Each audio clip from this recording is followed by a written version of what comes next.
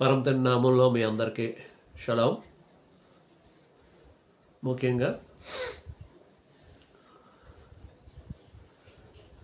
మిమ్మల్ని ఒక thumbnail share చేయమన్నాను. యాక్చువల్గా నిన్న మీకు పంపించినది దానికి సంబంధించినది కాదు.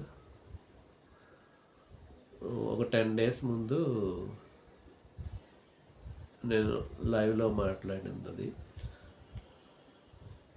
లైవ్లో మాట్లాడినప్పుడు రికార్డ్ చేసిన వీడియో అది.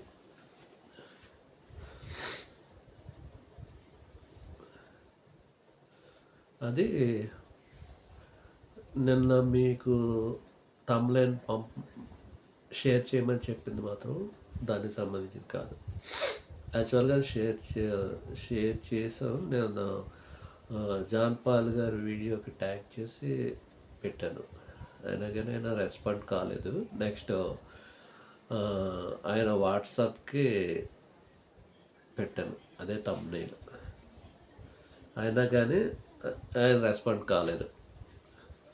నెక్స్ట్ ఆయనకి ఫోన్ కూడా చేశాను. ఫోన్ చేసినా ఆయన ఆ ఛాలెంజ్ని స్వీకరించలేదు. ఛాలెంజ్ చేశారు కదా, మాట్లాడదామని ఫోన్ చేశాను లైవ్లో. అంటే ఆయన మాట్లాడకుండా కొంచెంసేపు ఏంటది మీ బైబిల్లో మీది, మా బైబిల్ మాది,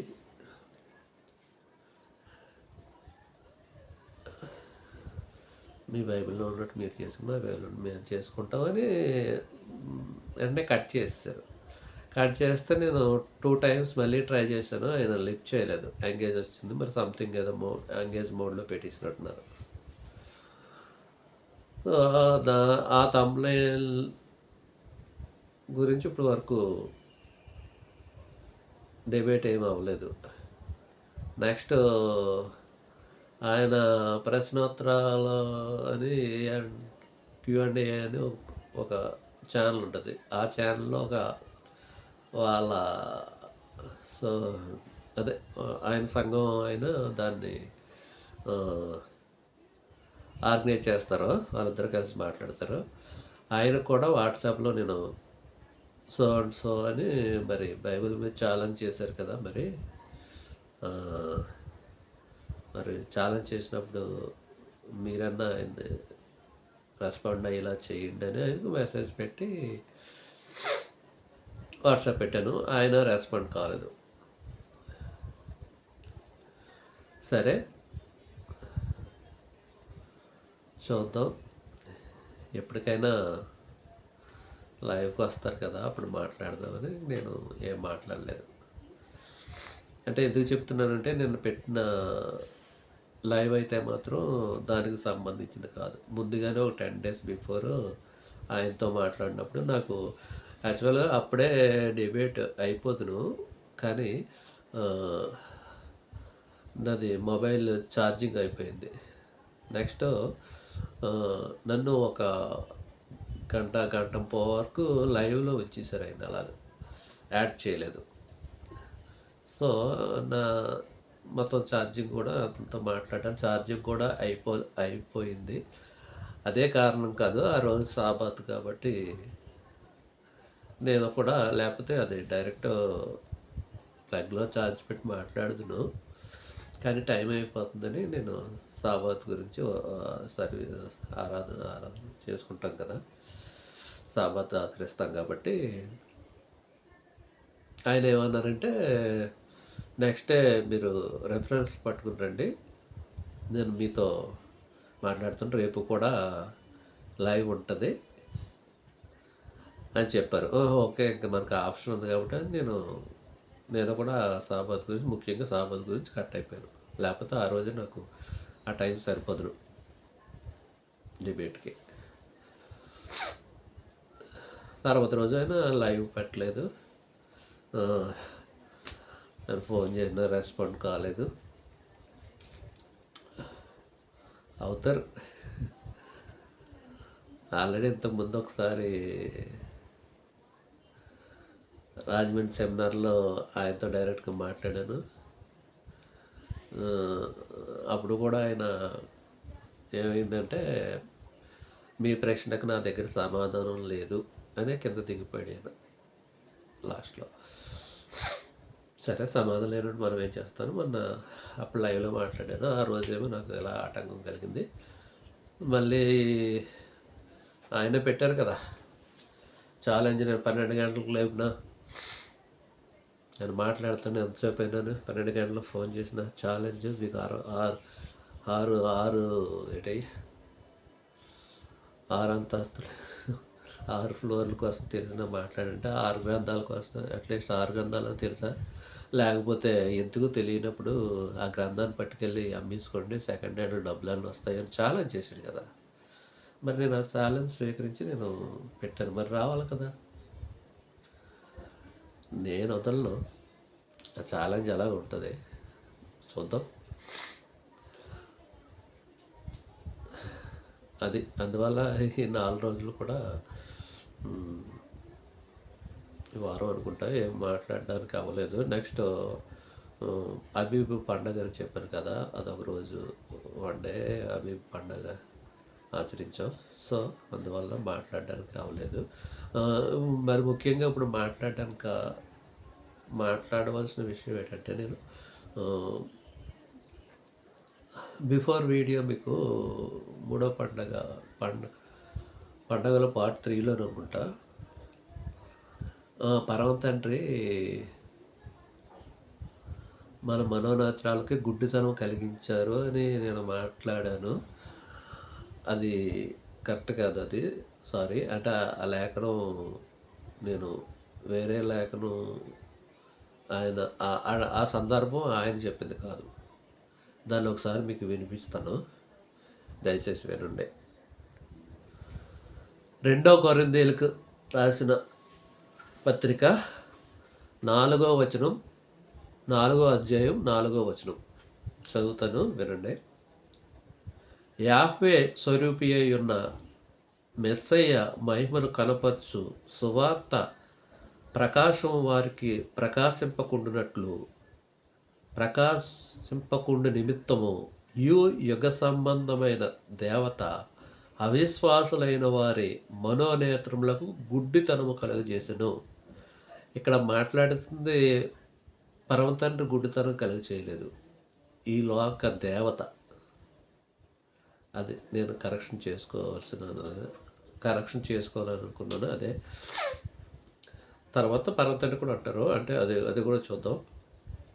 ఈ రెఫరెన్స్ ఒకసారి చూడండి. యాహ్వే స్వరూపి అయి ఉన్న మెస్సయ్య మహిమ కనపరచు సువార్త ప్రకాశము వారికి ప్రకాశింపకుండు నిమిత్తము ఈ యుగ సంబంధమైన దేవత అవిశ్వాసులైన వారి మనోనేత్రములకు గుడ్డితనము కలుగు చేయుచుండును. అంటే దీని అర్థం ఏంటంటే, యాహ్వే స్వరూపం కలిగి ఉన్న యెహోవా వారి మహిమ కనపరుచు సువార్త ప్రకాశం అంటే ఆ సువార్త వల్ల రక్షణ ఇవన్నీ కలుగుతాయి కాబట్టి అది వారికి ప్రకాశింపకుండు నిమిత్తం అంటే రక్షణ ఆ ప్రకాశం అంటే వాళ్ళకి ఆ రక్షణ నిత్యం ఇవన్నీ సౌండ్స్ ఆయన నమ్ముకున్న వారికి కొన్ని ఉన్నాయి కదా, ఆయనే సర్వం కాబట్టి అది వాళ్ళకి అర్థం అవ్వకుండా వాళ్ళు చూసినా వాళ్ళకి అర్థం అవ్వకుండానట్లు ఆయన ఈ లోక సంబంధ దేవత అంటే సాతాను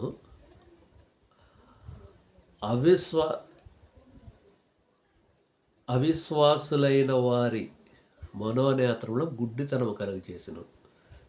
ఏం చేశాడంటే, ఈయనే మెస్సయ్య అని, ఈయనే తండ్రి కుమారుడని, ఈయన అదే పరమ తండ్రి పంపించిన కుమారుడిని వాళ్ళు నమ్ముకున్నట్లు ఆ వాక్యం అంగీకరించుకున్నట్లు వాక్యం మీన్స్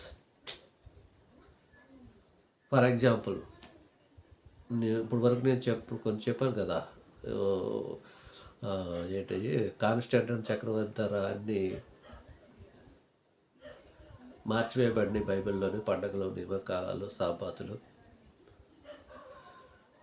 కొన్ని బైబిల్లో కొన్ని తీసివేయబడినాయి అంటే మార్చబడినవి.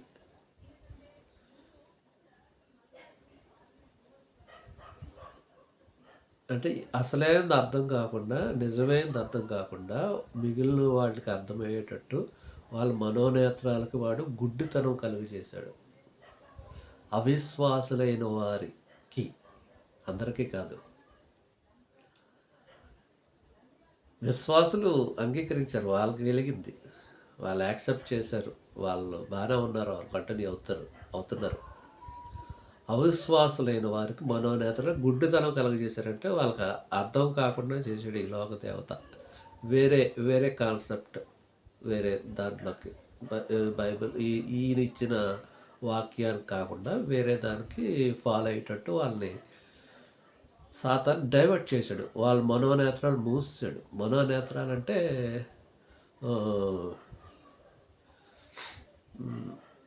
వాళ్ళు చూస్తున్నారు. వాళ్ళ మనోనేత్రాలు గుడ్డివారు కాదు, వాళ్ళు చూస్తారు కానీ గ్రహింపరు. వాళ్ళకి నిజాలు కనిపించవు, వాస్తవాలు కనిపించవు. చదువుతారు, బైబిల్ చదువుతారు, కానీ ఇదేంటి ఇలా ఉన్నదని వాళ్ళు గ్రహించరు. అంటే చదువుతారు కానీ వాళ్ళకి కనిపించదంటే అదే మనోనేత్రం. వాళ్ళకి అర్థం కాదు, గ్రహించరని అర్థం. దీనికి ఒక ఎగ్జాంపుల్ ఏంటంటే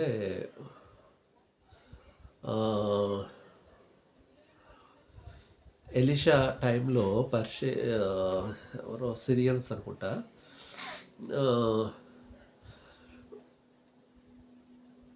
దండెత్తు వస్తారు వెళ్ళి చంపేయడానికి. రథములను గుర్రాలు అన్నీ వేసి చుట్టుముట్టేస్తారు. అప్పుడు ఎలీషా గారు శిష్యుడు ఏం చేస్తాడంటే ఇది చూసి భయపడిపోతాడు. ఏంటి మనల్ని చంపడానికి ఎంతమంది వచ్చేసారు, చుట్టూ యుద్ధాలు రథాలు ఇవన్నీ కనబడుతున్నాయి, ఈయనేటి ఏం మాట్లాడకుండా సైలెంట్గా ఉన్నాడు అని ఈయన కంగారు పడుతూ ఆయన గురువు గారికి వెళ్ళి చెప్తాడు. చెప్తే అప్పుడు ఈయన ఎలీషా గారు ఏమంటారంటే, తండ్రి వీడికి కళ్ళు ముట్టోసారి కళ్ళు తెరువు అని అంటారు. అదే మనోనేత్రాలు అంటే. కళ్ళు తెరవు అనగానే ఆయన పరంతంగా కళ్ళు తెరుస్తారు ఆ శిష్యుడికి. అప్పుడు అతను చూసినప్పుడు ఆకాశం చుట్టూ అగ్ని రథములు సైన్యములతో చుట్టుముట్టి ఉంటాయి. అంటే 1000 కంటే ఎక్కువ సైన్యం ఉంటారు. అంటే అదండి ఎలీషా గారికి కనిపించింది కానీ వీడికి కనిపించలేదు. ఎందుకంటే ఎలీషా గారు ఆత్మ చే ఉన్నవారు ఆయన. వీడికి ఆత్మ లేదు అని వీడికి తెరవలేదు. ఈ శిష్యునికి ఆ మనోనేత్రాలు తెరవలేదు. పర్వతాన్ని తెరిస్తేనే కానీ అవి ఎవరికి అర్థం కావు. అందువల్ల ఆయన ఎప్పుడైతే ఈ కళ్ళు తెరవని ఆయన అన్నప్పుడు తెరిచినప్పుడు అవన్నీ చూస్తాడనమాట. ముందుగా అయితే అతనికి ఏమి కనిపించలేదు, ఏళ్ళే కనిపించారు. ఈ సిరియన్స్ అనుకుంటా, వాళ్ళ సైన్యం అందరూ కనిపించారు, పరలోక సైన్యం కనిపించలేదు. అది మనోనేత్రాలంటే. నెక్స్ట్ ఇంకా చూద్దాం. యెషయా 6వ అధ్యాయము 9వ వచనం 10వ వచనం చదువుతాను వినండి. ఆయన నీవు పోయి ఈ జనులతో ఇట్లనుము. యెషయా చెప్తున్నారన్నమాట, నా జనులతో అంటే ఈ జనులతో అంటే ఆయన జనులతో చెప్పపోయి ఇట్లనుము. మీరు నిత్యము వినుచుందురు కానీ గ్రహింపకుందురు, నిత్యము చూచుచుందురు కానీ తెలుసుకొనకుందురు. వారు కన్నులతో చూచి చెవులతో విని హృదయంతో గ్రహించి మనసు మార్చుకొని స్వస్థత పొందకపోవునట్లు ఈ జనులు హృదయము క్రొవ్వు చేసి వారి చెవులు మందపరిచి వారు కన్నులు మోయించమని చెప్పెను. ఇక్కడ ఈయన చెప్తున్నారు భారతండి, నువ్వు వెళ్ళి విన్నారు కదా,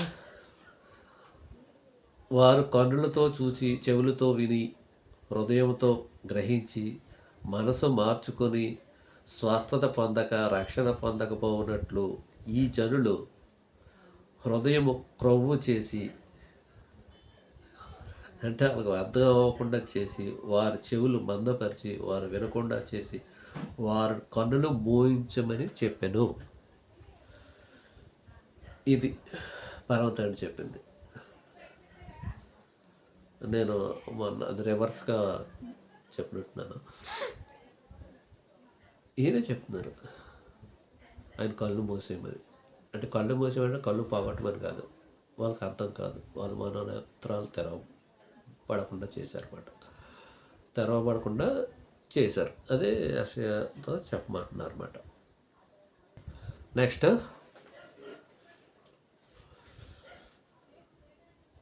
అపోస్తల కార్యం 26వ అధ్యాయం 18వ వచనం. వారు చీకటిలో నుండి వెలుగులోనికి సాతాను అధికారం నుండి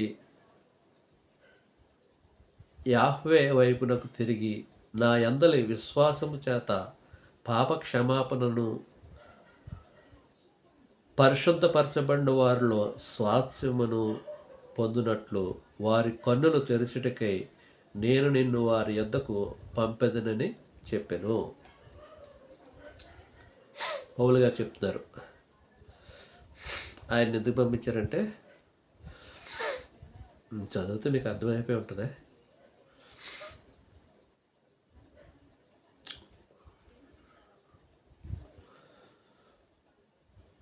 అదే వారి కన్నులు మరో చూడలేని కళ్ళను తెరచుటకే నేను వారి యొద్దకు పంపుతాను. నువ్వు మనం ముందు మాట్లాడుకున్నదే, వారు మనోనేత్రుడు గుడ్డితనం కలిగించాడు కాబట్టి వాళ్ళని తెరిపించడానికే నేను వారి యొద్దకు నిన్ను పంపుచున్నాను అని పౌలుతో చెప్తున్నారు. నెక్స్ట్ యెషయా 29:18. ఆ దినం అనగా ఎండ్ టైం అని, లాస్ట్ టైం, ఎండ్, కడవరి దినంలో చెవిటివారు గ్రంథవాక్యములు విందురు, అంధకారము కలిగిన గాఢాంధకారం కలిగినను గుడ్డివారు కన్నుల చూచెదరు. ఎండ్ టైంలో చెవిటి వారికి చెవులు వినబడతాయి. కొన్ని చోట్ల యశోమేశ్వర్ అంటారు చెవిగాల వారు వినును కాక అని. చెవిగాల వారు వినును కాకంటే జ్ఞానం గలవారండి. చెవి జ్ఞానం సూచనగా చెవిగలవారు వినుడుగా. కానీ చెవులు ఉంటాయి, జ్ఞానం ఉండదు. ఆ టైంలో వింటారు. చెవిటివారు గ్రంథవాక్యములు విందురు. చెవిటివారు అంటే ఇప్పుడు ఉన్నవాళ్ళు.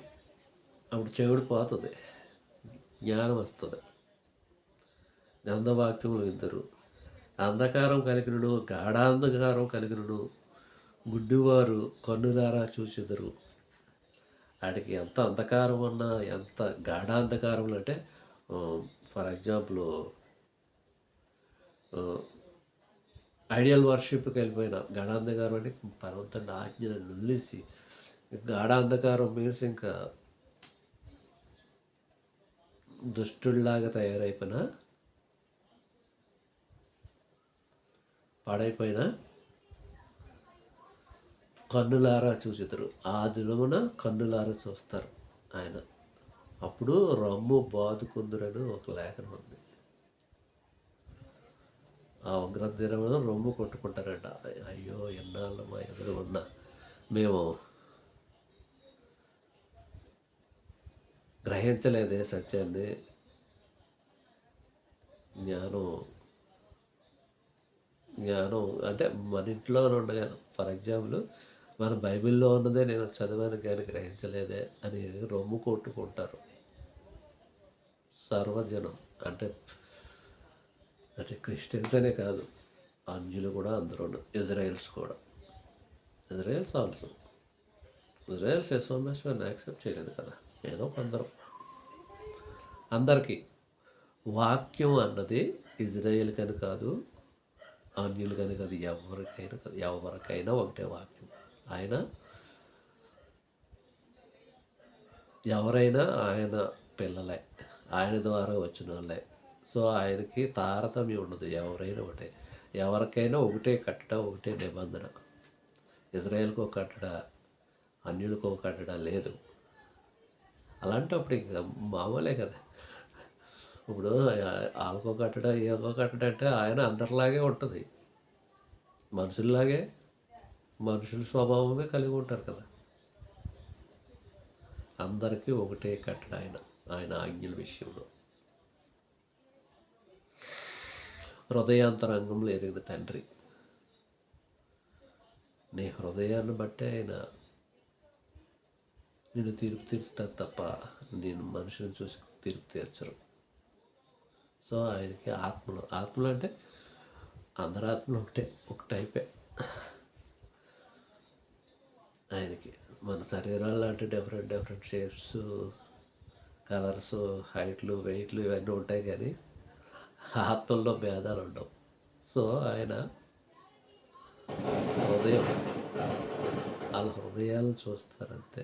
వాళ్ళ శరీరాలు, కాళ్ళు ఇవన్నీ చూడరు. ఎందుకంటే ఆయనే సృష్టించింది ఆయనే కాబట్టి.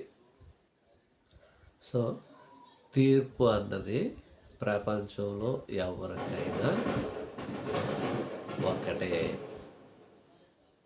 ఎవరికైనా ఆయన ఇచ్చిన ఆజ్ఞలు ఎవరికైనా అందరికీ వర్తిస్తాయి. ఎవరికైనా కాదు. ఆయన ఇచ్చిన ఆజ్ఞలు అందరికీ వర్తిస్తాయి. నువ్వు జంటైలు కాబట్టి నీకు వర్తించదు. నువ్వు ఈ క్యాస్ట్ కాబట్టి నీకు వర్తించదు. మేము ఇజ్రాయెల్స్ కాబట్టి మాకు వర్తిస్తుంది. నో. అలాగంటే ఆయన పక్షపాత అయిపోతారు. ఆయన నీ హృదయం బట్టి నీకు తీర్పు తీరుస్తారు. నీ శరీరాన్ని బట్టి కాదు. సో ఆయన అందరినీ క్రియేట్ చేసింది ఆయన. ఆయన పక్షపాతం ఎందుకు? అందరూ పిల్లలు ఆయనకి. ఎవరు పోయినా ఆయనకి నాకేమైనా ఆనందం అని ఒక లేఖనం ఉంటుంది. ఒకరు నశించిపోవట నాకు సంతోషమా అని ఏదో ఒక లేఖనం ఉంటుంది. అలాగా ఆయనకి అందరూ కావాలి. కానీ ఆయన ఆజ్ఞలు పాటిస్తేనే మరి ఆయనకి కావాలి. మరి ఆయన ఆప్షన్ అది. ఆయన అందరికీ ఒకటే. ఆయన ఇచ్చిన కట్టళ్ళు, ఆజ్ఞలు, విధులు అన్నీ అందరికీ సమానమే. మేము అన్యులము, మాకు అవసరం లేదు అంటే కుదరదు. అన్యుడు ఎక్కడి నుంచి వచ్చావు? నువ్వు అన్యుడు అన్నావు. ఎక్కడి నుంచి వచ్చావు? నువ్వు అన్యుడు.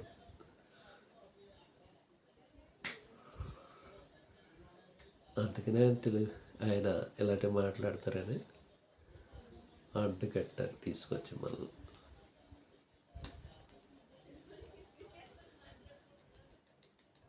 స్వాభావికం కాకపోయినా స్పిరిచువల్ ఇజ్రాయెల్స్. ఆయన శరీరంతో పని లేదు ఆయనకి. అబ్రహాం పిల్లని అతిశయిస్తున్నారా?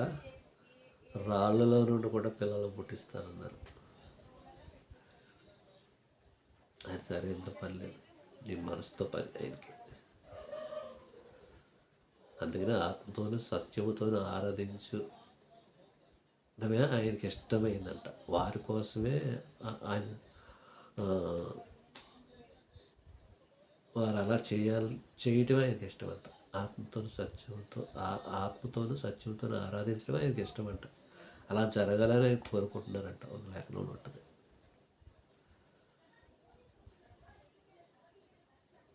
సో ఆయన అందరికీ సమానమే. ఇంతకీ నేను ఇప్పుడు మీకు చెప్పింది ఏంటంటే, నేను మొన్న పండగల పార్ట్ 3లో చెప్పిన దానికి కరెక్షన్ చేసుకోవడానికి మీకు చెప్పానంతే. నెక్స్ట్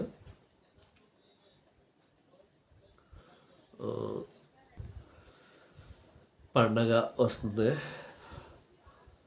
పస్కా. పులియన రొట్టెల పండగ. పస్కా అంటే మనం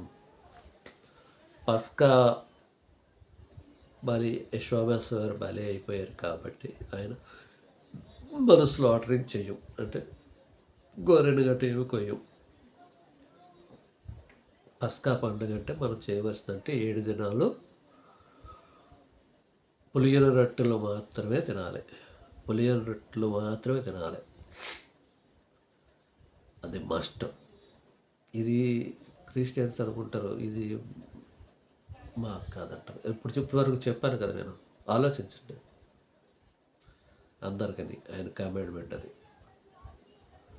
7 దినములు పులియన రొట్టెలు మాత్రమే తినాలి.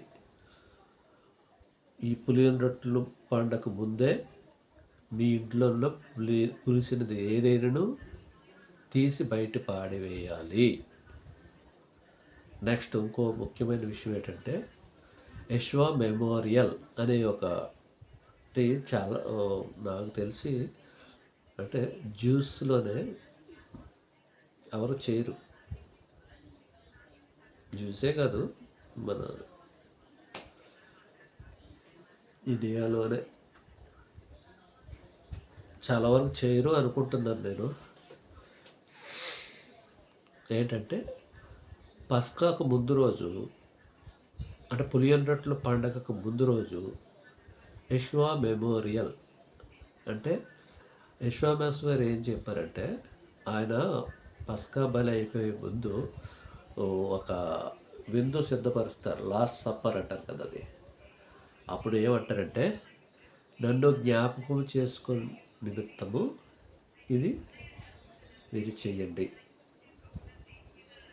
అని యెషోవాసు గారు శిష్యులతో చెప్తారు. అది ఎలా చేయాలంటే అప్పుడు ఆయన చేశారు కదా, రొట్టె ద్రాక్షారసం. మనం కూడా అలాగే రొట్టె ద్రాక్షారసం తీసుకుని రొట్టె ఆయన శరీరంగాను ద్రాక్షారసం ఆయన రక్తంగాను అని జ్ఞాపకం చేసుకోమన్నారు. కాబట్టి మనం యెషోవా మెమోరియల్ రోజు అంటే ముందు రోజు అంటే 2వ తారీఖు అది చేయవలసిన కార్యక్రమం. దాన్నే ఇప్పుడు మన సహోదరులు క్రిస్టియన్స్ చేసేదంటే బల్ల అంటారు, బల్ల ఆరాధన అంటారు. ఎవరైనా చనిపోతే ఎప్పుడు చేస్తారు జ్ఞాపకార్థం? జనరల్గా మనం ఎప్పుడైతే చనిపోయారో మళ్ళీ అదే రోజుని జ్ఞాపకార్థం చేసుకుంటాం. మీరేంటి నెల చేస్తారు, ఒకరైతే వారం చేస్తారు. బల్ల ఆరాధన ఏటో బల్ల ఆరాధన ఎక్కడ ఉందండి బైబిల్లోని? బల్ల ఆరాధన బైబిల్లో ఎక్కడ ఉందండి? చిన్న బిల్లలు నోట్లు వేసుకుని ఇంత ద్రాక్షారసం తాగేసి నెల సంస్కారం. ఎస్ సంస్కారం అంటారు. Lutheran mission. నేను లోదరన్ మిషన్ కాబట్టి తెలుసు. ఎప్పుడు తినలేదు కూడా నేను. ఇవ్వలేదు. నేను ఎప్పుడు తినలేదు అది. కొంతమంది అయితే మరి అవే అనుకుంటా, అందరూ అవే చేస్తారనుకుంటా. క్రిస్టియన్స్ మొత్తం ఆల్మోస్ట్ మరి లూథరన్ మిషన్‌లో అయితే మాత్రం చిన్న అప్పడం లాంటిది ఏదో ఇచ్చేవారు. నెక్స్ట్ చిన్న ఆహ్, ద్రాక్షారసం ఎంత ఇచ్చేవారు, వైన్ బాటిల్ ఎంత తెచ్చి. అదేనా ఒరిజినల్ కూడా కాదు. ఒరిజినల్ ద్రాక్షారసం కాదు, వైన్ ఇచ్చేసి కూడా ఏమో నాకు తెలీదు మరి. అలా చేయకూడదండి. ఆయన జ్ఞాపకార్థం కాబట్టి ఎవరైతే చనిపోతే మళ్ళీ సంవత్సరం చేస్తారు కదా! అది ఆ రోజే చెయ్యాలి. సంవత్సరానికి ఒకసారే. మనకో నీతి, ఆయనకో నీతా? ఎవరిష్టం వచ్చినట్టు వారిష్టం. ఒకడు రోజు ఇచ్చేసుకుంటాడు, ఒకడు వారానికి ఇచ్చేసుకుంటాడు, ఒకడు నెల నెల ఇచ్చేసుకుంటాడు. బల్ల ఏటో బల్ల ఆరాధన అంట. ఏటో బల్ల ఆరాధన నాకు అర్థం కాదు. ఎంత బ్లైండ్‌గా ఉన్నారో. ఎందుకు తీసుకుంటున్నారో కూడా తెలీదు.